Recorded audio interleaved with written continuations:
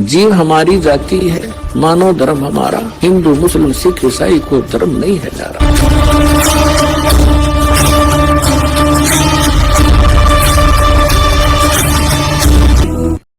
परमेश्वर कबीर जी ने जो ज्ञान दिया वो हमारे सदग्रंथों से मेल खाता है, और उन सदग्रंथों से जिनको हम ऑथेंटिक मानते हैं, पवित्र चारों वेद, पवित्र श्रीमद् भगवत गीता, पवित्र 18 पुराण, पवित्र महाभारत।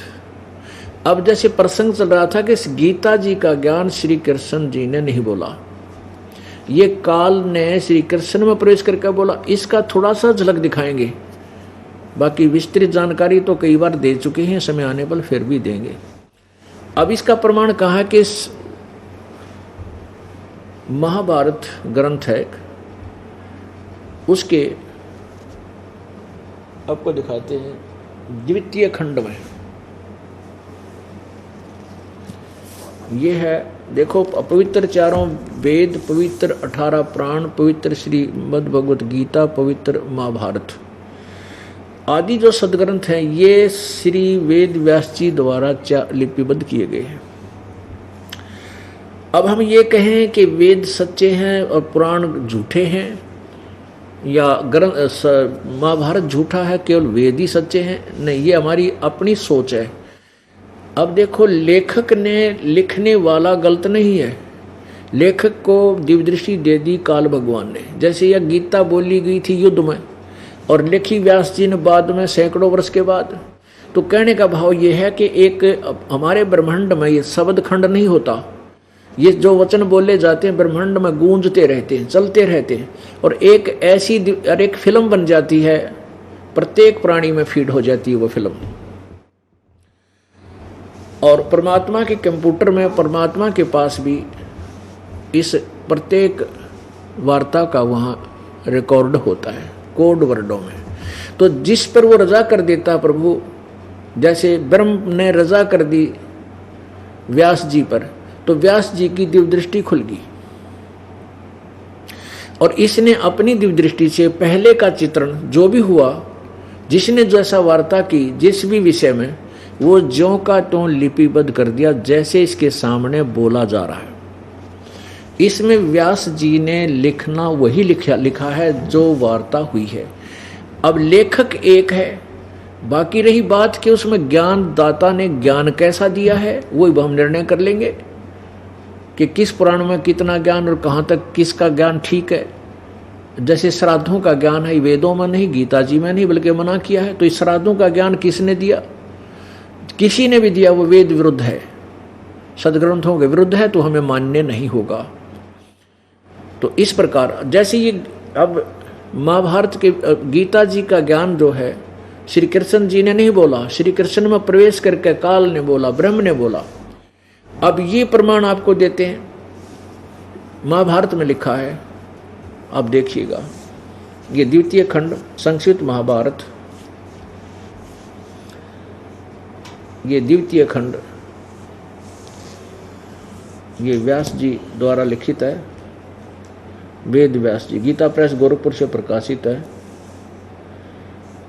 और इसके यहाँ से देखिएगा,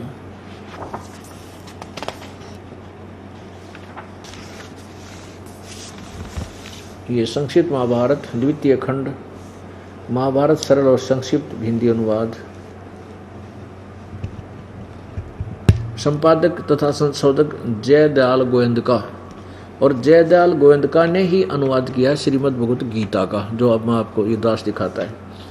और ये गीता प्रेस गोरखपुर से प्रकाशित है। यहाँ से देखिए, प्रकाशक में मुद्रक हैं गीता भवन कार्यालय कोलकाता, गीता प्रेस गोरखपुर, गीता भवन कार्यालय कोलकाता का संस्थान। इसके 667 पृष्ठ पर ये देखिएगा,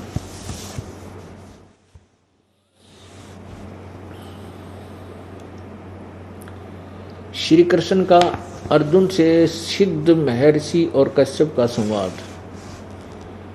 अश्वमेधिक पर्व, अश्वमेधिक, अर्जुन का श्री कृष्ण से गीता का विषय पूछना और श्री कृष्ण का अर्जुन से सिद्ध, महर्षि और कश्यप का संवाद।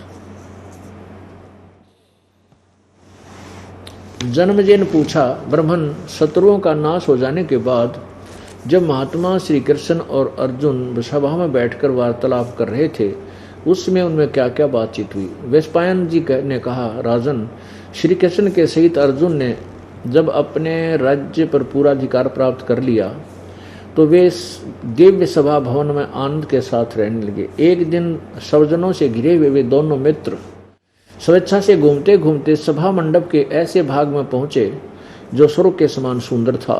पांडुनंदन अर्जुन श्री कृष्ण के साथ रहकर बहुत प्रसन्न थे। उन्होंने एक बार उस रमणीय सभा की ओर दृष्टि डालकर भगवान से ये वचन कहा, देवकी नंदन, जब युद्ध का अवसर उपस्थित था उस समय मुझे आपके महात्म्य का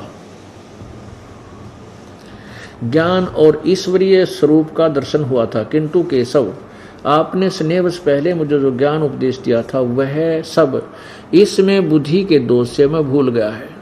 अर्जुन कहता है कि जो तूने युद्ध के समय मुझे जो गीता का ज्ञान दिया है वो मैं भूल गया। उन विषयों को सुनने के लिए बारंबार मेरे मन में उत्कंठा होती है। इधर आप जल्दी ही द्वारका जाने वाले, अतः पुनः वह सब विषय मुझे सुना दीजिए। अर्जुन कह रहा है कि मुझे गीता जी का ज्ञान वो फिर सुना दे।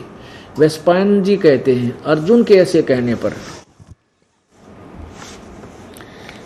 वक्ताओं में श्रेष्ठ महातेजस्वी भगवान श्री कृष्ण ने उन्हें गले से लगाकर इस प्रकार उत्तर दिया। श्री कृष्ण बोले, अर्जुन, उस समय मैंने तुम्हें अत्यंत गोपनीय विषय का श्रवण करा था। अपने स्वरूप भूत धर्म सनातन पुरुषोत्तम तत्व का परिचय दिया था और शुक्ल कृष्ण गीता आदि नित्य लोकों का भी वर्णन किया था, किंतु तुमने जो अपनी नासमझी के कारण उस उपदेश को याद नहीं रखा, यह जानकर मुझे बड़ा खेद हुआ है। उन बातों को अब पूरा स्मरण होना संभव नहीं पड़ता। पांडुनंदन, निश्चय ही तुम बड़े श्रद्धाहीन हो, तुम्हारी बुद्धि अच्छी नहीं जान पड़ती। अब मेरे लिए उस उपदेश को ज्यों का त्यों दोहरा देना कठिन है, क्योंकि उस समय योग युक्त होकर मैंने परमात्म तत्व का वर्णन किया था। अब पुण्य आत्माओं, अब यहाँ लेखक ने थोड़ा सा अपना विचार भी जोड़ दिए जाते हैं। अब जैसे श्री कृष्ण जी अर्जुन पर तो डांट मार रहा है कि तू बड़ा श्रद्धाहीन है, तेरी बुद्धि अच्छी नहीं है, तूने उस गीता के ज्ञान को याद क्यों नहीं रखा, और खुद कहता मुझे भी याद नहीं, मैं उसको दोबारा जो कहता हूँ नहीं बता सकता। अरे भले आदमियों, ये दास सत्संग कर रहा है। आज जिस विषय पर सत्संग करूँ और मुझे आप 20 वर्ष के बाद पूछ लेना जी वो विषय, वो कथाएं आपने सुनाई थी वो फिर सुनाइए, 2 मिनट में सुना दूंगा, क्योंकि मैं स्वयं बोल रहा हूँ। यदि मैं नहीं बोल रहा हूँ और मेरे अंदर कोई प्रेत बोल रहा है तो फिर मैं यही अटकलबाजी लाऊंगा। मैंने ये क्योंकि सुन लेता है, जैसे भूत दूसरे में बोलते हैं, ये प्रेत पितर किसी में प्रवेश करके बोलते हैं और वो पता नहीं क्या क्या बातें कह जाते हैं। जब वो निकल जाता है प्रेत उसमें से, तो वो प्रेत जिसमें प्रेत प्रवेश थे वो आत्मा बोल, उससे पूछा जाता है कि तू ऐसे बोल रहा था, तू ऐसे बोली थी, तूने ऐसे कहा था, तो उसको कुछ याद नहीं रहता, तो उसको याद नहीं होता मैंने क्या बोला था। तो औरों से सुने हुए कुछ बातें याद रह जाती हैं कि मैंने कुछ बोला था, लेकिन उसने कुछ नहीं बोला होता, उसको याद भी नहीं होती। तो वो कई तो कहते हैं मुझे पता नहीं मैंने क्या बोला था। ऐसा ही है। तो प्रेत निकल जाने पर वो प्रेत बोलकर चला जाता। ऐसे ये काल प्रेतवत प्रवेश करके श्री कृष्ण जी में युद्ध करवाने के लिए अटकलबाजी और वेदों का भी यथार्थ ज्ञान और कुछ अपने विचार सोच उसमें डाल दिए, क्योंकि काल ये चाहता है कि इस प्राणियों को यथार्थ ज्ञान ना हो पावे और ये मेरे जाल में फंसे रहें। यानी उसने लिखा ना, मेरे में रहने वाली निर्वाण परमाम शांति, मेरे तक रहने वाली जितना लाभ है वो तुझे मिल जाए, वो अपनी साधना भी साथ बताता है।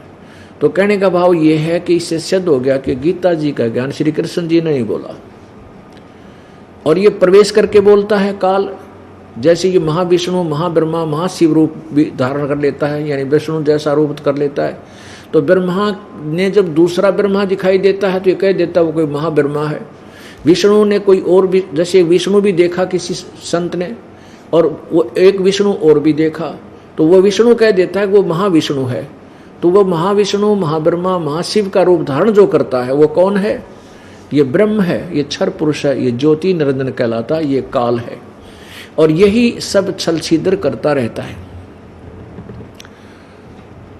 तो ये काल उसमें प्रवेश करता है प्रत्येक व्यक्ति में और अपना काम कर देता है जो इसने करना और करवाना है। इसने युद्ध करवाना था, श्री कृष्ण नट अर्जुन मना करे, क्योंकि पहले श्री कृष्ण जी 3 बार गए थे शांति दूत बन के भाई युद्ध ना करो, और यहां तक कह दिया था कि मैं युद्ध नहीं करूंगा, मैं हथियार नहीं उठाऊंगा, एक तरफ मेरी सेना होगी एक तरफ मैं होऊंगा, और मैं हथियार भी नहीं उठाऊंगा। तो इससे सिद्ध है कि भगवान ने आखिरी दाव लगा दिया था कि हो सकता है युद्ध टल जावे, लेकिन नहीं टला। फिर जब युद्ध का मैदान उपस्थित, युद्ध के आमने सामने सेना खड़ी थी, अर्जुन मना कर रहा कि मैं लड़ना नहीं चाहता, भीख मांग के भी खा लेंगे हम इस अनर्थ, इस ऐसे घोर पाप के राज्य को नहीं चाहता। मैं तो यहाँ तक चाहता हूँ कि मुझ नियथे को ये सामने वाले कौरव मार दें, मेरी मृत्यु हो जाए, युद्ध टल जावे। उस समय श्री कृष्ण, यदि श्री कृष्ण जी होता वो बोल रहे होते, अपने होश में होते, उसमें काल नहीं होता, तो श्री कृष्ण जी कह देता धन्य तेरे माता पिता ने, बहुत अच्छा सोचा अर्जुन, कुछ भी नहीं बिगड़ा अभी तक, चलो चलते हैं। लेकिन नहीं, उस समय वो काल प्रवेश कर गया। जब अर्जुन मना करे था तब काल प्रवेश कर गया श्री कृष्ण जी के शरीर में, और फिर उसने ये सारा ज्ञान जो दिया वेदों वाला भी दिया, अपनी अटकलबाजी भी उड़ा दी गीता जी के ज्ञान में। अब जैसे दूसरे अध्याय के 37 और 38 श्लोक में कहा कि तू युद्ध कर, तुझे पाप नहीं लगेगा। और फिर जब महाभारत का युद्ध समाप्त हुआ, राजगद्दी पर युधिष्ठिर जी बैठ गए, विराजमान है, उसको भयंकर स्वप्न आने लगे, भयभीत हो गया, उसके कटे हुए सिर दिखाई दे उसके घरों में घुसते हुए।